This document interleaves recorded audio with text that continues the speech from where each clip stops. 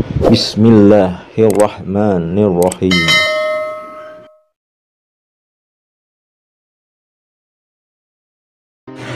A'udzubillahi minasyaitonirrajim. Bismillahirrahmanirrahim. Assalamualaikum warahmatullahi wabarakatuh. Alhamdulillahirabbil alamin. Wassalatu wassalamu ala sayyidinal karim Muhammadin wa ala alihi wa ashabihil mujahidina tohirin amma ba'du. Bersyukur kita kepada Allah subhanahu wa ta'ala yang telah memberikan kita banyak kenikmatan. Nikmat yang utama yaitu nikmat iman, nikmat Islam, dan tentunya yang tidak kalah pentingnya yaitu nikmat kesempatan dan waktu luang, sehingga kita masih dapat dipertemukan kembali di channel Cahaya Al-Qud ini yang insya Allah selalu membahas hal-hal yang bermanfaat dari dunia sampai akhirat. Sholawat dan salam tetaplah kita limpah curahkan kepada junjungan kita Nabi besar Muhammad Shallallahu Alaihi Wasallam dengan kita mengucapkan Allahumma sholli ala syahidina Muhammad wa ala ali syahidina Muhammad.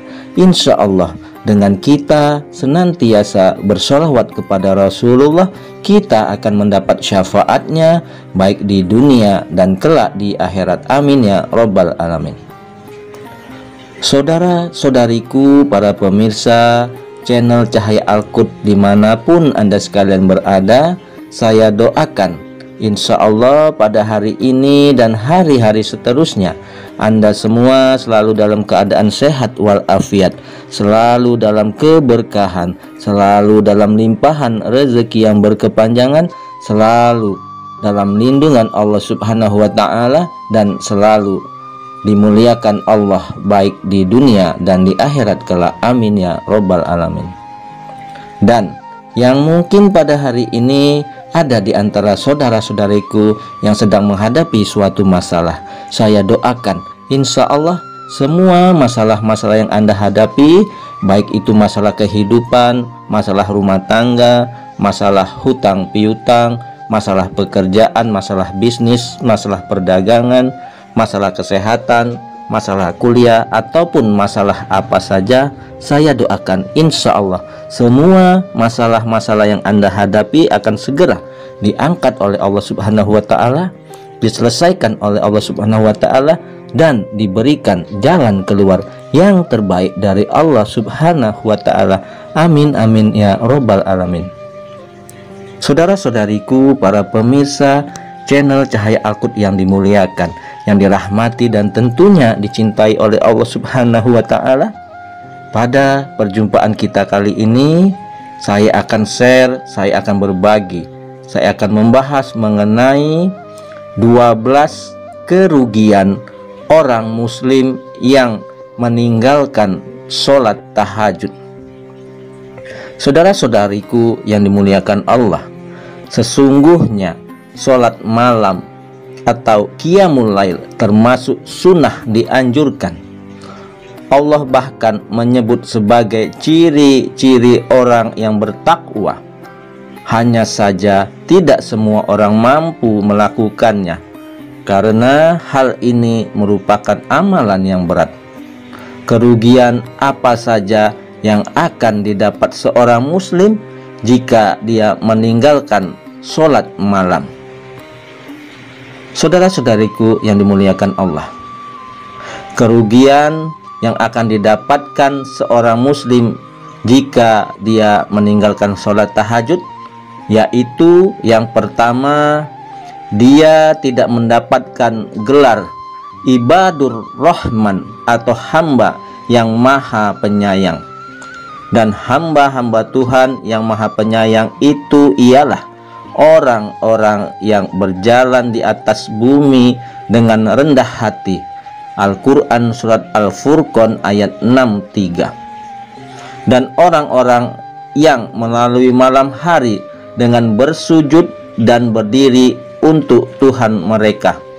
Quran surat Al-Furqan ayat 64. Saudara-saudariku yang dimuliakan Allah, kemudian yang kedua, tidak mendapatkan gelar al-muttaqin, orang-orang yang bertakwa. Sesungguhnya orang-orang yang bertakwa itu berada dalam taman-taman surga dan mata air-mata air. Quran surat Az-Zariyat ayat ke-15. Di dunia mereka sedikit sekali tidur di waktu malam dan selalu memohon ampunan di waktu pagi sebelum fajar. Quran surat Az-Zariyat ayat 17 sampai ke 18. Yang ketiga, tidak mendapat gelar qanit atau ahli ibadah dan ulul albab atau orang yang berakal. Apakah kamu, hai orang-orang musyrik, yang lebih beruntung, ataukah orang yang beribadah di waktu-waktu malam dengan sujud dan berdiri, sedang ia takut kepada azab akhirat dan mengharapkan rahmat Tuhannya? Katakanlah, adakah sama orang-orang yang mengetahui dengan orang-orang yang tidak mengetahui? Sesungguhnya orang yang berakallah yang dapat menerima pelajaran. Quran surat Az-Zumar ayat 9. Yang keempat,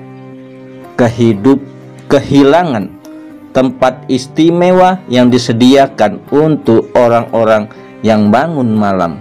Mereka itu tidak sama.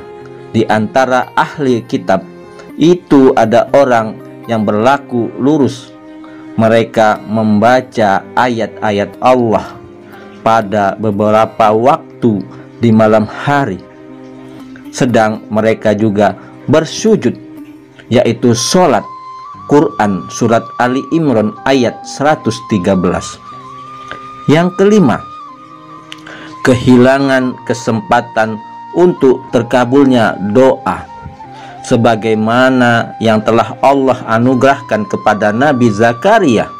Kemudian malaikat Jibril memanggil Zakaria sedang ia tengah berdiri melakukan sholat di mihrab. Katanya, sesungguhnya Allah mengembirakan kamu dengan kelahiran seorang putramu Yahya, yang membenarkan kalimat yang datang dari Allah, menjadi ikutan menahan diri dari hawa nafsu, dan seorang nabi termasuk keturunan orang-orang soleh. Quran surat Ali Imran ayat 39. Kemudian yang ketujuh, merugi karena kebaikan-kebaikannya tidak menghapus dosa-dosanya. Karena di antara syaratnya adalah mendirikan sholat tahajud, dan dirikanlah sembahyang itu pada kedua tepi siang, pagi, dan sesungguhnya perbuatan yang baik itu menghapus dosa. Perbuatan-perbuatan yang buruk itulah peringatan bagi orang yang ingat. Quran surat Hud ayat 114. Kemudian yang kedelapan, Allah tidak mengangkatnya ke tempat yang terpuji, dan pada sebagian malam hari bersembahyang tahajudlah kamu sebagai suatu ibadah tambahan bagimu. Mudah-mudahan Tuhanmu mengangkat kamu ke tempat yang terpuji. Quran surat Al-Isra ayat 79. Yang kesembilan, yaitu tidak mendapatkan ridho yang dijanjikan oleh Allah Azza wa Jalla. Maka sabarlah kamu atas apa yang mereka katakan, dan bertasbihlah dengan memuji Tuhanmu sebelum terbit matahari dan sebelum terbenamnya, dan bertasbih pula lah pada waktu-waktu malam hari dan pada waktu-waktu di siang hari, supaya kamu merasa senang.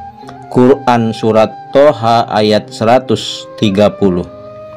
Lalu yang ke-10, yaitu tidak mendapatkan perhatian Allah, yang Allah berikan kepada siapa saja yang Allah melihatnya bangun malam dengan bertawakal kepadanya, yang melihat kamu ketika kamu berdiri untuk sembahyang, dan melihat pula perubahan gerak badanmu di antara orang-orang yang sujud. Quran Surat Asy-Syura ayat 218 sampai 19. Kemudian yang ke-11, tidak mendapatkan kesabaran terhadap ketetapan Allah dan tidak termasuk orang yang disebutkan oleh Allah, sesungguhnya kamu berada dalam penglihatan kami dan bersabarlah dalam menunggu ketetapan Tuhanmu, maka sesungguhnya kamu berada dalam penglihatan kami, dan bertasbihlah dengan memuji Tuhanmu ketika kamu bangun berdiri. Quran Surat At-Tur ayat 48. Ke-12, tidak mendapatkan apa yang indah dipandang yang Allah simpan untuk orang-orang yang mendirikan sholat malam. Tak seorang pun mengetahui berbagai nikmat yang menanti yang dipandang sebagai balasan bagi mereka atas apa yang mereka kerjakan. Quran Surat As-Sajdah ayat 17.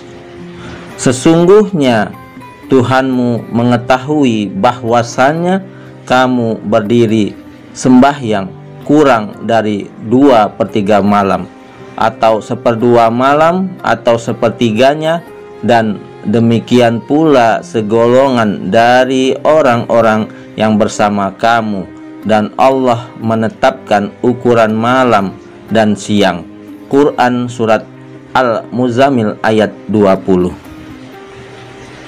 Saudara-saudaraku yang dimuliakan, yang dirahmati dan tentunya dicintai oleh Allah Subhanahu wa Ta'ala, setelah berbagai kerugian besar ini, lantas apa pendapatmu? Apakah kita akan menyia-nyiakan sholat malam, menyia-nyiakan sholat tahajud? Dirikanlah sholat tahajud meskipun hanya 2 rakaat. Ya Allah, bantulah kamu untuk berzikir, bersyukur, dan beribadah yang baik untukmu, wahai yang maha hidup, yang maha berdiri sendiri.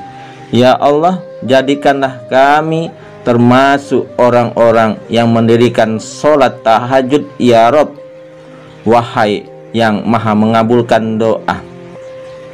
Nah, saudara-saudariku yang dimuliakan, yang dirahmati dan tentunya dicintai oleh Allah Subhanahu wa Ta'ala, dengan kita mendengarkan mengenai 12 kerugian orang muslim yang meninggalkan sholat malam, yaitu sholat tahajud, mudah-mudahan akan menjadi iktibar, menjadi pelajaran bagi kita untuk kita senantiasa mengistiqomahkan, melazimkan sholat tahajud.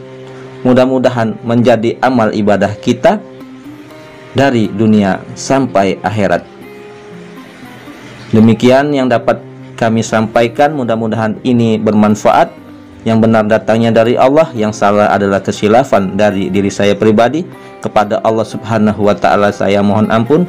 Subhanakallahumma wa bihamdika asyhadu alla ilaha illa anta astaghfiruka wa atubu ilai. Wallahul muwaffiq ila aqwamit thoriq. Sampai jumpa di video-video berikutnya yang insya Allah selalu membahas hal-hal yang bermanfaat dari dunia sampai akhirat. Wassalamualaikum warahmatullahi wabarakatuh.